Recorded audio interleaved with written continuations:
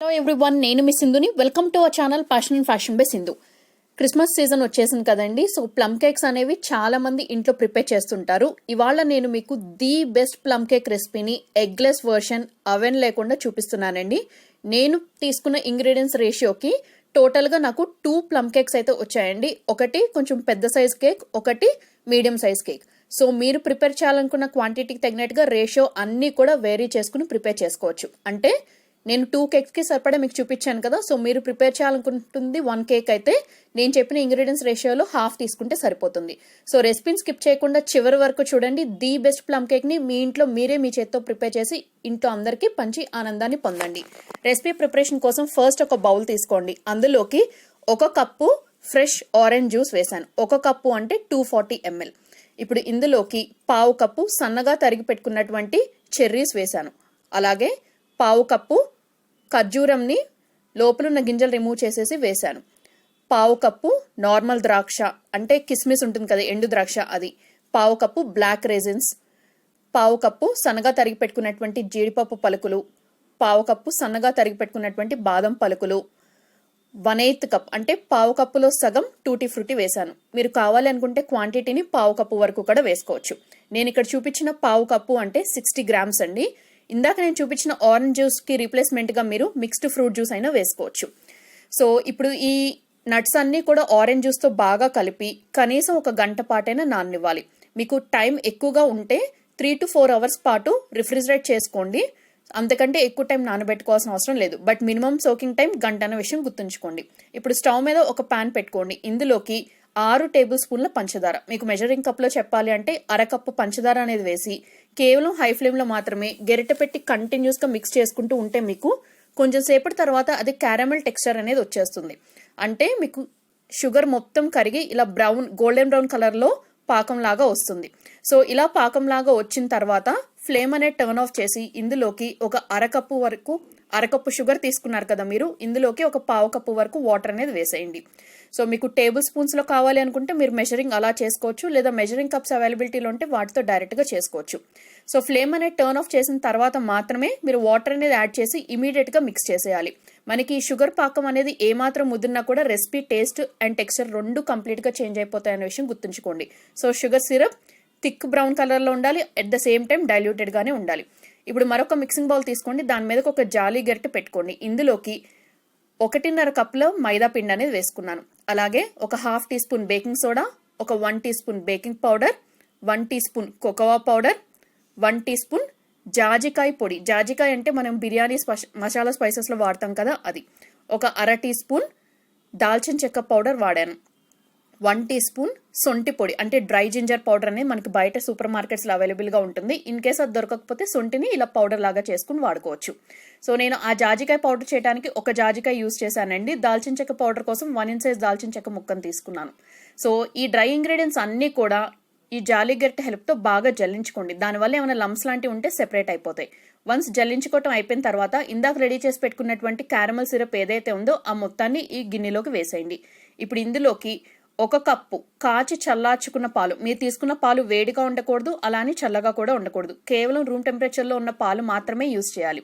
పాలు వేసిన తర్వాత ఒక 1 టీ స్పూన్ వెనీలా ఎసెన్స్ వేసుకోవాలి. అలాగే ఒక 1/2 కప్పు అన్సాల్టెడ్ బటర్ రూమ్ టెంపరేచర్లో ఉంది వేసుకోండి, లేకపోతే ఫ్లేవర్లెస్ ఆయిల్ ఏదైనా యూజ్ చేసుకోవచ్చు, అంటే నార్మల్ సన్ఫ్లవర్ ఆయిల్. ఇప్పుడు ఇందులోకి ఒక 1/2 కప్ పౌడర్ షుగర్ వేసాను. ఈ పౌడర్ షుగర్ ప్రిపేర్ చేయడం కోసం ఒక మిక్సీ జార్లోకి 6 టేబుల్ స్పూన్ల షుగర్ వేసి ఫైన్ పౌడర్ లాగా గ్రైండ్ చేసుకున్నాను. ఈ పౌడర్ షుగర్ అనేది యాక్చువల్లీ ఇందాక డ్రై ఇంగ్రీడియంట్స్ మనం జల్లించుకున్నప్పుడు అప్పుడు వేయాలి, నేను ఆ స్టేజ్లో మిస్ చేశాను. సో కాబట్టి ఇలా లాస్ట్లో వేశాను.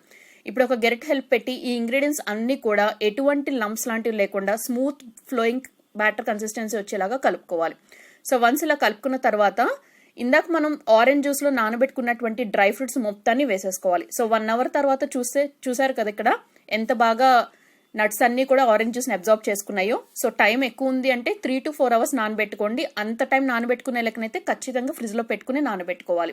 నార్మల్ రూమ్ టెంపరేచర్లో నానబెట్టుకుంటే అది స్మెల్ వచ్చేసి టేస్ట్ కూడా మారిపోతుందండి. సో డ్రై ఫ్రూట్స్ వేసిన తర్వాత బాగా ఒకసారి గెట్ హెల్ప్ పెట్టి మిక్స్ చేసుకోండి. ఇప్పుడు ఇందులోకి ఒక 1 టీ స్పూన్ వెనిగర్ అనేది వేసి చాలా ఫాస్ట్గా మిక్స్ చేయాలి. మీరు వెనిగర్ వేయగానే ఈ మిశ్రమం మొత్తం కూడా బాగా నురగలాగా వచ్చి కొంచెం పొంగుతూ ఉంటుంది. ఈ ప్రాసెస్ అంతా మీరు చేసుకునేటప్పుడే ప్యారలల్గా స్టవ్ మీద ఒక కడాయి పెట్టుకుని అందులోకి సాల్ట్ ఆర్ శాండ్ అనేది వేసుకుని దాని మీదకి ఒక స్టాండ్ కానీ సెపరేటర్ ప్లేట్ లాంటిది కానీ పెట్టుకుని 10 minutes పాటు హై హీట్లో మీరు ప్రీహీటింగ్ అనేది చేసుకోవాలి. సో కడాయి మీద మూత అనేది పెట్టేసి ప్రీహీట్ 10 minutes చేసుకుంటూ ఉండాలి. ఇప్పుడు ఒక కేక్ ప్యాన్ తీసుకోండి, దానిలోకి కొద్దిగా బటర్ కానీ ఆయిల్ కానీ వేసి మొత్తం గ్రీజింగ్ అనేది చేసి కొద్దిగా పొడిపిండి అంటే మైదా పిండి జల్లి డస్టింగ్ అనేది చేయండి. ఎక్కడ కూడా గ్యాప్స్ లేకుండా సైడ్స్ కార్నర్స్ అంతా కూడా కవర్ అయ్యేలాగా చేయాలి. ఇప్పుడు ఇందాక రెడీ చేసి ఉంచుకున్నటువంటి కేక్ మిశ్రమం నుంచి హాఫ్ క్వాంటిటీని ఈ కేక్ ప్యాన్లో హాఫ్ క్వాంటిటీ వచ్చే వరకు మనం ఫిల్ చేయాలి. అంటే హాఫ్ లెవెల్ వచ్చే వరకే ఫిల్ చేయాలి. మీరు మొత్తం పైకి వచ్చే వరకు ఫిల్ చేసేసినట్టయితే కేక్ మనకి పొంగినప్పుడు బయటికి మొత్తం పొంగిపోతుందండి. సో ఎప్పుడు కూడా కేక్ ప్యాన్లో పిండి సగం వరకే ఫిల్ చేయాలి. సో మీన్వైల్ మనకి ఈ కడాయిలో ఇది కూడా ప్రీహీట్ అయిపోయి ఉంటుంది. ఇప్పుడు జాగ్రత్తగా పైన పెట్టిన మూత అనేది రిమూవ్ చేసి ఈ కేక్ ప్యాన్ని అందులోకి పెట్టేసి మూత అనేది పెట్టేసి ఒక 20 minutes పాటు మీడియం హీట్లో మీరు బేకింగ్ అనేది చేసుకోవాలి. నేను సెకండ్ కేక్ ప్యాన్ని ప్రెషర్ కుక్కర్లో బేకింగ్ చేస్తున్నాను. ప్రెషర్ కుక్కర్లో బేకింగ్ చేసేవాళ్ళు కుక్కర్లో అడుగున సాల్ట్ కానీ శాండ్ కానీ ఏమీ యాడ్ చేయాల్సిన అవసరం లేదు. డైరెక్ట్గా ఒక స్టాండ్ కానీ సెపరేటర్ కానీ పెట్టుకోవాలి. కుక్కర్ని ఒక 5 to 10 minutes పాటు మీడియం హీట్లో ప్రీహీట్ చేసుకోవాలి.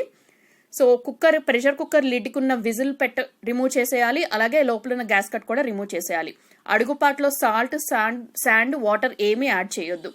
సో ఇలా 2 different టైప్స్లో మీరు బేకింగ్ అనేది చేసుకోవచ్చు. సో నేను 20 minutes తర్వాత రెండిటికి ఉన్న లిడ్స్ అనేవి రిమూవ్ చేసి పైనుంచి కొన్ని డ్రై ఫ్రూట్స్ అనేవి యాడ్ చేశాను. ఫస్ట్ కడాయిలో పెట్టిన దానిలోనేమో జీడిపప్పు చెర్రీస్ యాడ్ చేశాను. సెకండ్ కేక్ ప్యాన్ కుక్కర్లో ఏదైతే ఉందో దానిలో జీడిపప్పు బాదం పప్పు యాడ్ చేశాను. ఎనీహో ఈ పైన యాడింగ్ అనేది కంప్లీట్లీ ఆప్షనల్ అండి.